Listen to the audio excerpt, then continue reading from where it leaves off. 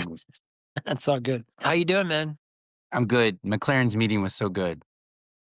I loved it. Yeah, it was. It was really good, and for someone who's never done kids ministry, I thought that was really, really insightful. And a lot of the things that he said were, again, like I said, could be easily translated into teams. So I thought that was awesome. Yeah, just your personal, your relationships with your friends. I sent 3 texts just checking in on a few people. Yeah, Oh no, my daughter just sent me a text. I'm sick and have a migraine. you got to go. Then you got to go.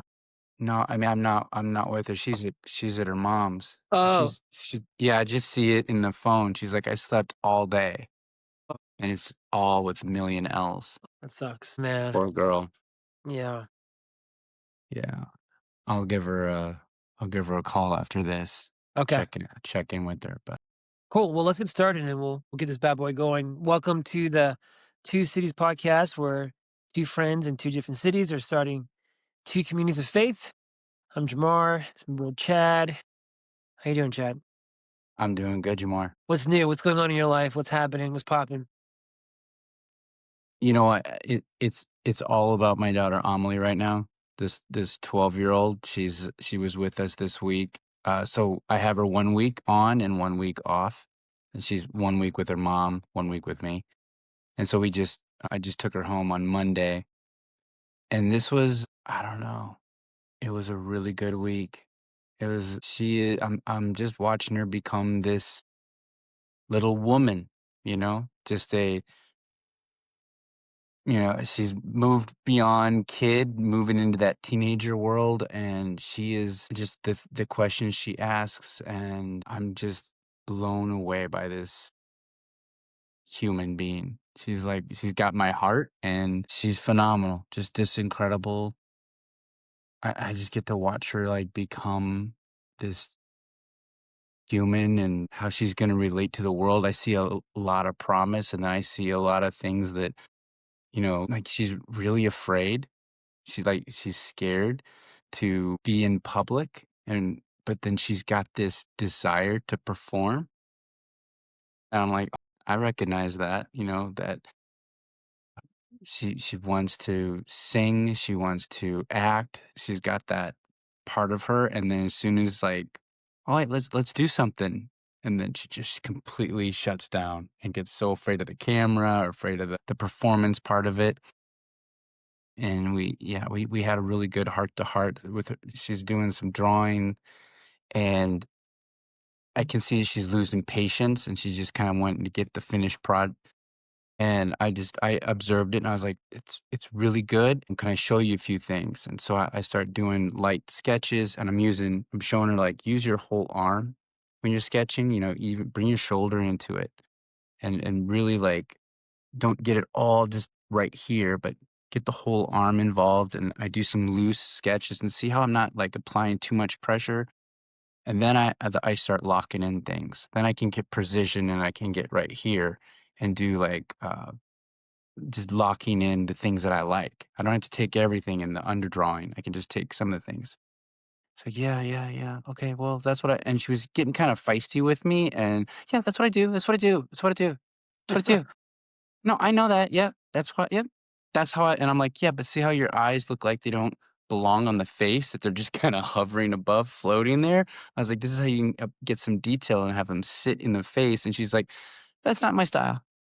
I'm like, oh, I was like, okay, I'm so sorry. I'll just shut up. And then I leave. I just kind of like, oh, I'm just like, okay, I'm just being dumb. She didn't ask for this. So then I leave, and then I'm just hearing that she's kind of quiet.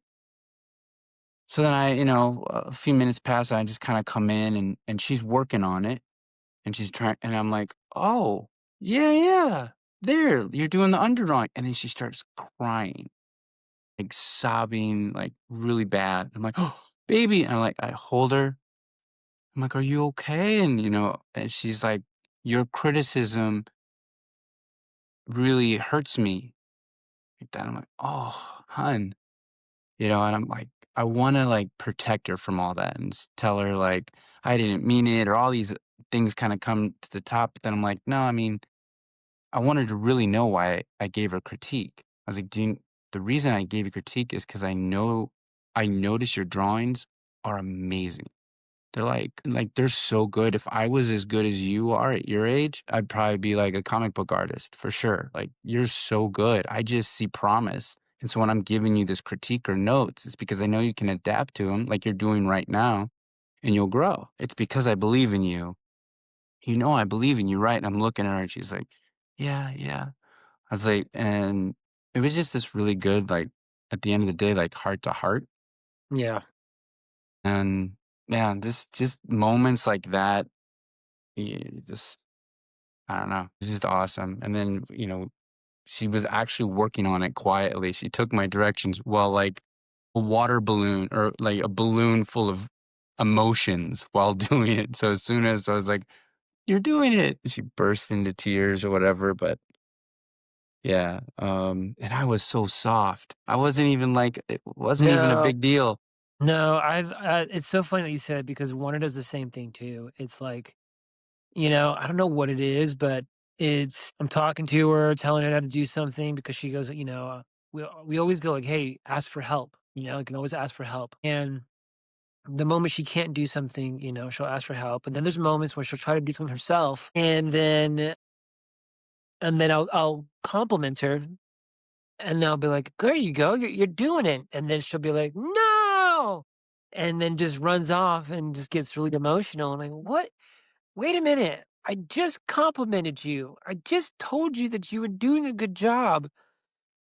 And she doesn't want to hear it. So no, I get it. I totally get it. Wonder what it is.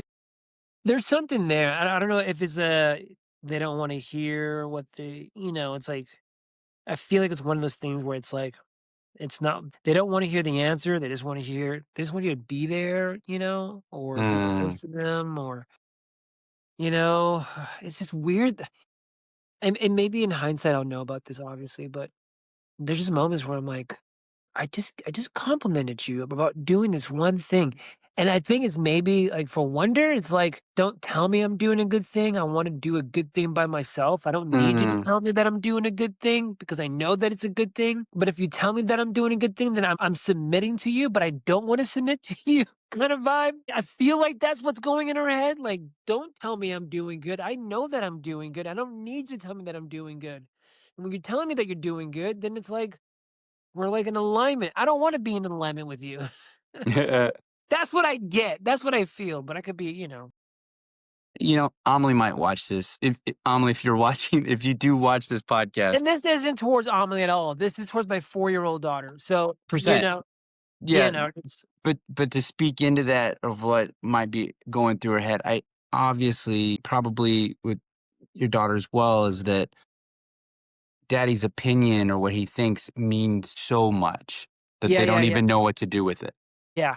And 100%. Maybe it's just this heavy, heavy critique that to us, it's like, "Oh, yeah, you just do this."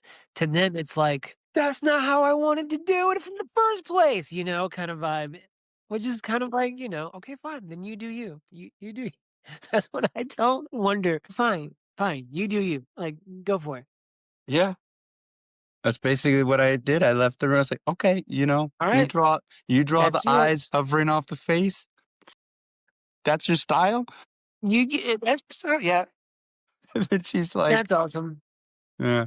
But the fact that she was when I came back in and she was actually doing the direction and it was working. Like the eyes were setting into it and I could see like she started applying that, that that discipline. It was so freaking cool. Yeah, Yeah. that's good, man. Yeah, and just seeing her there's the I don't know if you have a verse you wanna share, but I had a verse too. We No, can go both for it. share. It was in Romans 1, and I wrote it down here. It's like, "For since the creation of the world, God's invisible qualities, his eternal power and divine nature have been clearly seen." Just I read that this morning, I go on my little prayer walk and my lake walk and read a chapter and that one just kinda I'm looking at this beautiful lake, and I'm reminiscing about my time with my daughter and just, looking into her eyes when they were wet from tears, and when they were also full of joy that with the conversation we were having, like, it's just so it is God has made himself known in everything. Like, he's just in everything. I just had this moment of overwhelming gratitude of just the beauty of being alive. Just simply existing, problems and all, just seeing the world like, wow, like, you made this lake, you made human beings, you made, this whole construct that we get to exist in, and I just felt so grateful, and it was so healing too because I've been working on this book that I've been digging up some of the stuff from my past and some stories from my past. It's been very painful, therapeutic, sure, things I thought I'd healed from long ago. Sometimes I'm like, I don't even need to look in the past. It's all good. But for the purposes of this book, I'm doing it and kind of analyzing some things that happened. And as painful as it was, then I swept it back under the rug, but I could tell I was just waking up feeling a little heavy and fearful and some anxiety. All those things immediately could not exist while being grateful for God in all things. As soon as gratitude took over, those things just like zip gone. Like immediately gone. Like when you would like you pray for a headache to go away and it actually goes away. It's like there was pain and now there's no pain. Just that immediate crossover. There was anxiety, there's some fear, gone as soon as I stepped into gratitude. It was Mm. just this awesome place, and that was just this morning. Today's been just a beautiful day that's been through the filter of that verse of just like God, his invisible qualities in everything that actually they become very visible in the invisible. Like, oh, his fingerprints are everywhere. So I just wanted to share that with you. It trickled on into a conversation I had with this gentleman. His name is George, great guy here to build Mosaic with us here in Chicago. We had lunch together. Really, beautiful conversation, just filled with like we were talking about like heavy stuff, but there was such joy in it, and yeah, it was great. It's awesome. So I'm good, man. Life is good. That's good. I love that. No, no, no. And I love how you took that time to kind of like walk and, you know, do the whole thing. I don't really necessarily have a verse, but I will tell you the past couple of weeks has been kind of crazy, but in a good way, but just kind of like busy. I think last time I shared how we had Caleb's Cup, which was happening. But then we also had our business Kai Studios. It's our Christmas, so we're switching everything over, and so Mm, a lot of things, and that was pretty hectic. So we are basically removing things, moving things, you know, shifting things. We're bought some things. We have people coming in to implement, some new stuff, Christmas, ornaments, Christmas trees. And so it was kind of, there's two things that happened. One was we were going to do this bed canopy over the bed. And the guy that was supposed to do it, because he's going to come and install it, he gets there and looks at it, sees everything, and goes, "Oh, I'm going to have to put some of the screws into, the concrete or like the steel or the wood, and then some into, the drywall." And so, all right, cool. But he goes, you know what? It might be better for me to come on Friday to do it at this time because we had some other things that we needed to do. And I was like, cool, perfect. And then come Friday comes along and have the days blocked off, which means, nobody can book. And then sure enough, this guy cancels like 15 minutes before he's supposed to come. And we're like, we're supposed to open like the next day. We're supposed to open the next day. And so we basically had to figure out what to do. And so the next time that we could find somebody was on Tuesday, or Monday, which is yesterday. So I had to go and email everybody and tell people who booked because they were expecting the bed canopy, telling them like, "Hey, we can't do the bed canopy." So it was just kind of like a humble experience of telling the people who paid for a certain type of vibe that we were selling in June that, "Hey, there's one part that won't be there.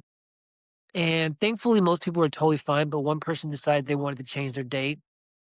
And then on top of that, we had ordered some new furniture, and that got pushed back 2, 3 times. And this is all supposed to be part of the Christmas too. I say all this to be like, there was those 2 things were out of our control. There was nothing we could have done. We couldn't predict the guy canceling 15 minutes.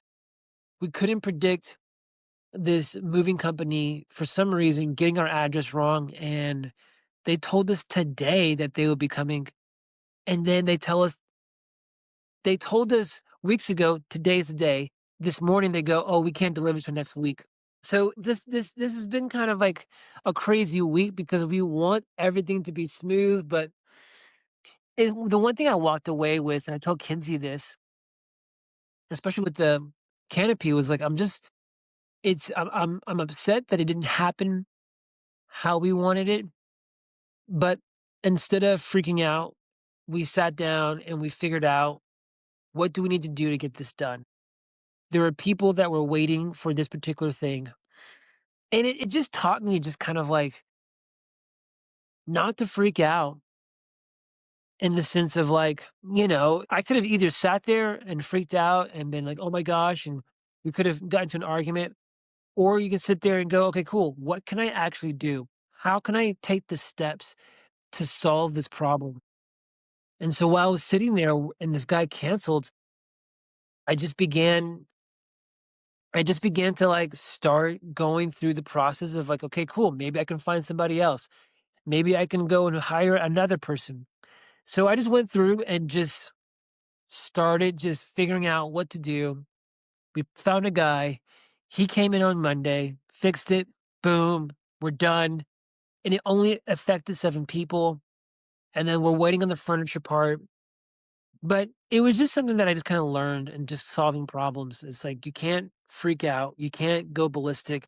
Control what you can control, and just move to get it done. So I thought that was, I don't know, it's kind of like a lesson that I've learned this this week and just our studio and our business. So Did you that find was kind yourself of like the thing. sorry. Go ahead. Did you find yourself pausing or, like, what was the thought? Like, because obviously you're freaking out internally, like, "Oh my god, what are we gonna do?" What did you how did you what was the bridge to don't freak out? Okay. So the first thing was like, well, I don't know. Maybe we can't do this. Maybe we need to tell everybody that we can't do this one thing. That was my one thing. My mind went to like the easiest way out. Mm, It's what I noticed when I was in the moment of the crunch. My mind went to the easiest way out, which was just like, well, we're just gonna have to tell everybody that hey, we can't install this one part. And then so then I just started going through the process of going, okay, well, can I do it? mm, And then I was like, well, this is kind of out of my league in the sense of like drywall. And so drywall is fishy because once you draw a hole, it's like you draw a hole, you can't go back and redo it. And if you don't do it right, and so I went on chat. I said, you know what? Well, then I'll just ask Chat GPT. So I sat on my phone for like a good 30 minutes, just going, this is what I'm trying to do. This is my setup, yada, yada, yada. And it got me to a place where I was like, okay, cool. I can get this tool and this tool. Maybe this will work. And then I was like, okay, I got to find somebody that can install this. So then I went back. It was TaskRabbit that actually, mm. the company that I used, the first guy canceled on me, but the second guy, I found he was like, cool, I can do it. And I was like, well, the earliest he can do is the 14th. So I mean, the 13th. So I was like, that's fine. So it went from my mind was going the path of the least resistance. Mhm. But then I was like, no, I was like, we got to solve this. Like I can solve this. Like this is solvable. And speaking of, there's this quote, uh, that I have, and I think I got it from Batman. Love it. The Christopher Nolan Batmans? No, it was the animated, and it was. this quote, oh, it's called Batman, Death and the Family. Mhm. The line is that the impossible is just the unthinkable lying in the wait, UAIT. That the impossible is just the unthinkable lying in the wait. And so I was sitting there going, no, we can solve this. We can do this. And so I just started just taking it piece by piece, bite by bite. And sure enough, we got it up and it looks great. And I'm excited. And it only affected 7 people. And so it's like I could have taken the path of least resistance, could have done that. That could have affected tons of people. Who knows? Somebody could have been like, well, I want my money back because you promoted this and you didn't, deliver on this. So I'm just like, I told Kenzie, I was like, you know what? I'm glad how we figured it out. We got it. Mm. Yeah. So that's been kind of like my week. And then as far as just kind of like spiritually, it's been praying a lot and having some real intimate conversations and with God and been watching some videos. You know those videos where people kind of like debate and they talk about what does the Bible say about LGBTQ plus, or what does the Bible say about tithing, or whatever, whatever. And I've been watching those, and I've been like putting myself in those situations where I'm going, what would I say? How would I answer that question? And what would I say? And what questions would I bring up? Now, obviously, it's not something that I would go and pick a fight with, but how would I go about that? Would I have that question somebody did come to me?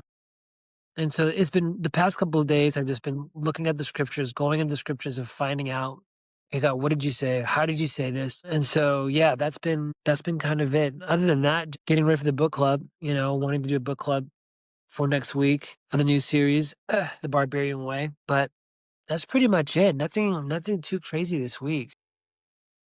Super excited about the book club. Curious about did God 'cause, we're actually going to a show Thursday night, and, it's a comedy show. Sweet. It's a very liberal crowd, and, um, the person that's invited us was very strong about what her pronouns are, and she's a lesbian and a couple, so, not that I'm picking a fight or getting into it, but just out of curiosity, did God answer you on that at all? I mean, it's one of those things where, and you know this, I mean, like, Mosaic, you know how we that we have people that come to Mosaic who are lesbians or who are 100%. in a relationship, and we treat them as people. And I think that's like the beautiful thing about, I'm not saying Mosaic is the only church that does this, but like people, we don't view you with who you go to bed with. We view you as a human being. And that's a that's one of those things where it's just like you can get into some, and this is where I'm kind of like, I don't know, I'd love to hear your thoughts on this, Chad. There's moments where these type of questions, the interviews that I've been seeing, they're obviously more debate style. So the questions are more prone to get the mind going, to kind of promote emotion. I think it's different when you start having these conversations like at a coffee shop or like person to person. I think it gets a lot more personal as opposed to just throwing out verses or throwing out blatant things that everybody else has said, or you're kind of like on a debate panel. So obviously people's words are a lot more sharper. But I mean, I don't know, man. Like, I mean, like, as far as like how to have that conversation, I think it's just one of those places where meeting them where they are, seeing how they feel. But then also, this is my thing too, Chad. It's like lately, it's like, at one point, do you like share the truth? Because there's a truth to it. And I don't know, like, I don't know if it's going to come across the point, if my point's going to come across well. I'm not saying that I need to go online or go on social media and start telling everybody that they're wrong, because I don't think that's the way to do it. But at one point, like, how do you obviously love the person and you love them and you create that friendship with them. Do you say anything? Do you not say anything? Yeah. You know what I'm saying? If I don't know, like would Jesus just, I mean, at one point, are you just quiet about it? And again, obviously this is like I'm not saying that you just go up and pick a fight with somebody, but I mean, like, if you know somebody and you know friends and you're just kind of like, do they know where you stand, on that situation? I don't know. I don't know if my question's coming across, because lately I've been having this like question with myself, with God, and I'm like, I'll say this: some people are so loud to speak up in what they believe in. There's a part of me that goes, I want to be loud in what I believe in, and I feel like sometimes we might get a little bit too quiet by not saying anything. And so I'm like, where do you find that line of like, again, I'm not yelling from the rooftops or getting on my soapbox. But at some point, it's like I feel like, hey, this is what I feel like is truth to me, and I want to share that with you. 'Cause I think from one point in my life, I was very quiet about it. I was like, but now I'm like, I don't know. I want to share that truth in a way that's loving and kind. I'll stop there. Yeah, I that's why I asked, because this is a new relationship, so we may not be there yet. I don't Yeah. know if I'm interested. Like, I don't know if I would get on social media and talk to the masses of, or the masses, like I have a billion followers, to all four Yeah. people.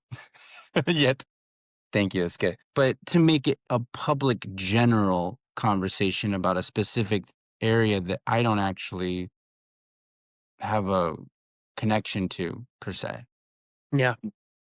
But if someone asked me, or was open for truth or my truth, or what I believe is to be true, then absolutely there would be nothing that would.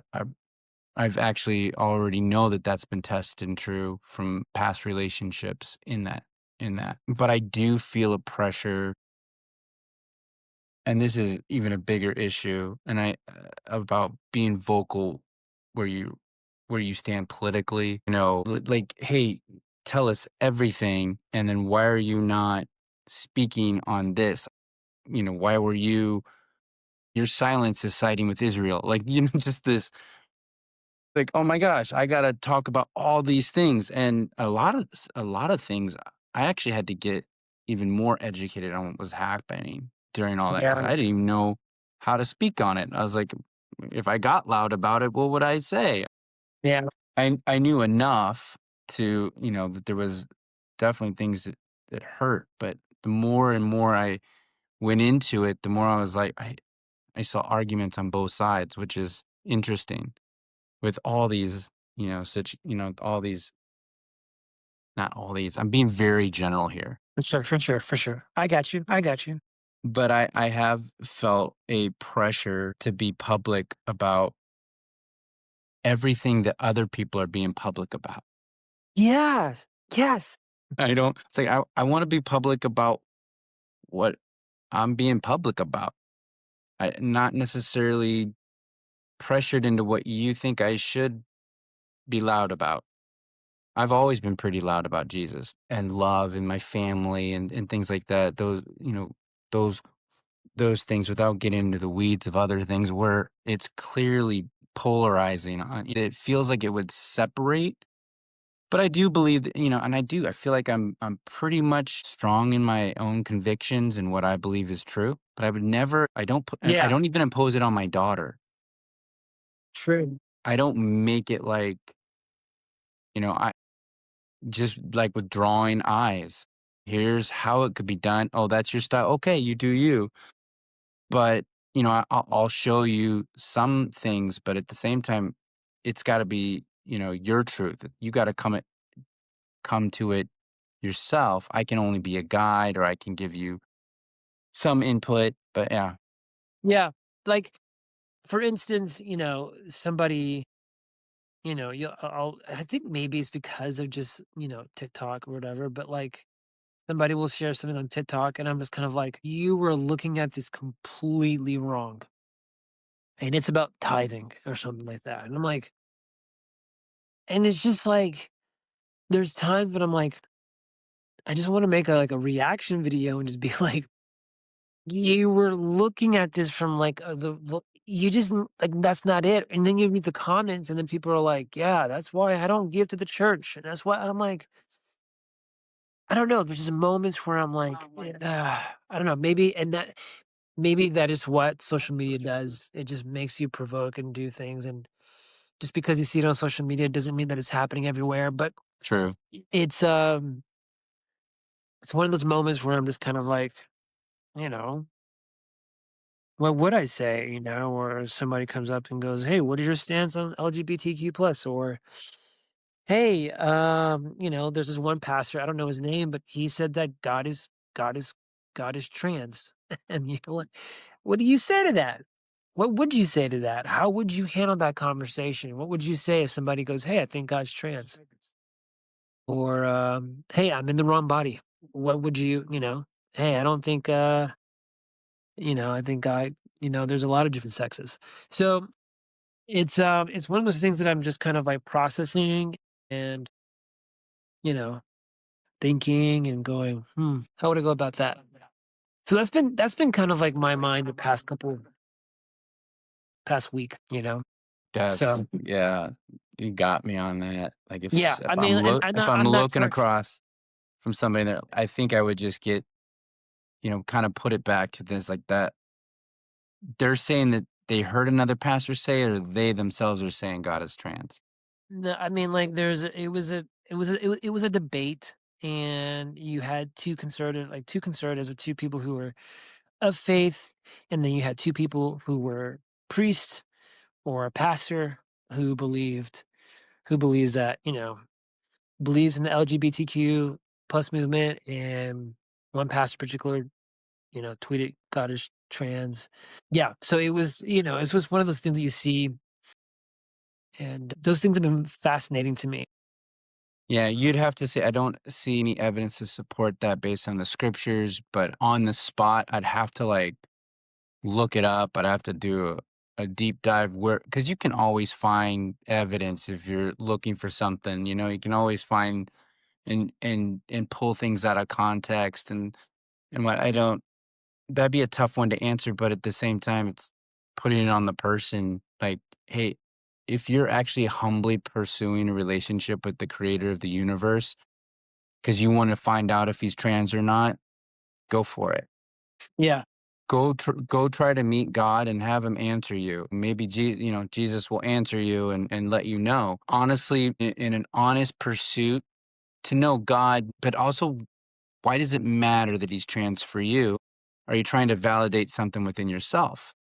Like, what Well, I is mean, yeah, and that's where I feel like, because you were saying, well, why don't you go find out for yourself? My rebuttal would be, you've got people out here who are quoting scripture and quoting it pretty well, and somehow using that verse or old scholars or back in the days or time, like for instance, they were saying Sodom and Gomorrah. They say that obviously the verse talks about how, you know, the men told the angels, "Hey, give us the men so we can have our way with them," which is obviously, but somebody, and they said this, that they were not talking about the other thing. They were talking about hospitality. And so they're making a case that it wasn't about that. It was about hospitality.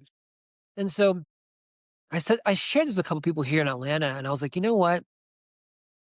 We're living in a time where anybody and everybody will have information, and they do now, at their fingertips. Everyone has a supercomputer in their pocket. And not only that, everybody will have a super AI computer on their phone. Information and facts, I think moving forward, isn't going to be the thing that draws people to Jesus. I actually think it's going to be the people who actually live their life out in relationship with God, where people get to tangibly see the transformation that God is having in your life. I think that's going to be how people begin to see who God is. Because I think at one point in time,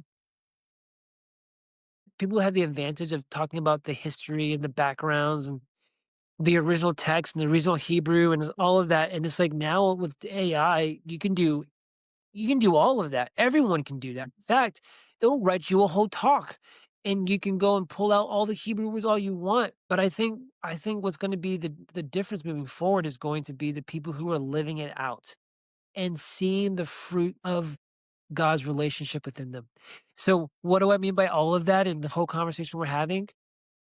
I just think that everybody will be able to have all the things they want to say, all the right statements, or misconstruing verses and all that other stuff. But I actually think it's going to be the people who actually live a life with God, connected to God, and when we see the fruit, I think that's going to speak louder than any debate, any words, any statements, any theologians. Yeah, and that's what I've been kind of like thinking about. Is like, don't worry about all the information, the facts. Start like live your life out, live it in real life and watch how you begin to have fruit. Let the fruit speak because everybody and their mama is going to be speaking. It's a terrifying it's a terrifying thing to say, "Don't worry about the facts." You'd think that's pretty important, you know, facts, but then I'm like, "Oh, I've heard facts before that turned out not to be facts." There's a lot of misinformation and opinions, and I get it. And I'm not saying like ignore all facts. I'm just saying I just don't think facts is just going to be the end all. And I don't think maybe it was ever was. I maybe for me it was, but like I I just think that everybody has facts. Everybody will have facts and they will get facts from their phones and their AIs. mhm. Cool beans. You knew the original word for Hebrew for this and the Greek word for that, and you know the history behind that. That's awesome. How is God moving in your life? That's that's it. How are It's you that moving through depression? How are you moving with your family, with your kids, with your wife, with your marriage? Like, are you happy? Are you moving? Are you achieving the things that God has placed in your life? Are you becoming a better human being? Are you forgiving? Cool, you got all the facts. So do I. I can Google that too. I can AI that too. But the one thing you can't fact check. Well, you can.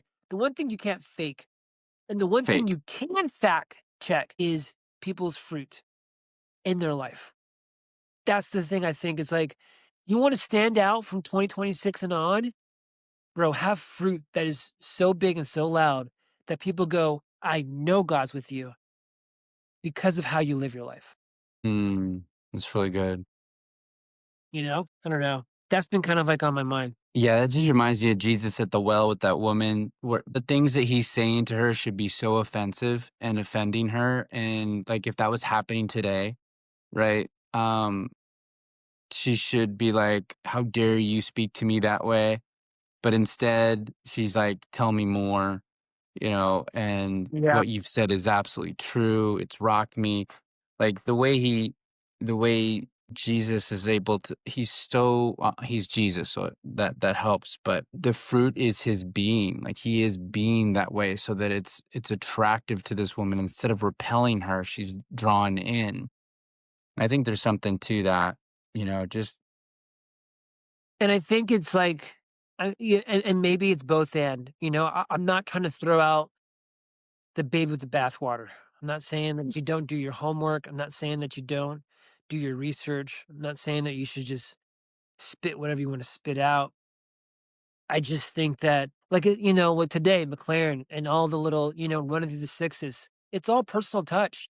Get to know the person, birthday, call them, be with them, let them know you're praying for them. Nothing to do with facts, nothing to do with information, nothing to do with your talk.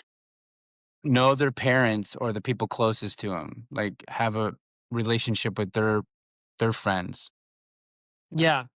with them. So So it would, and I'm just going off. I mean, I'm going off a rant. Who knows? That could change a couple months, whatever. But I don't know. That's been kind of like been my mind the past couple of weeks. But I that's like all I've it. got.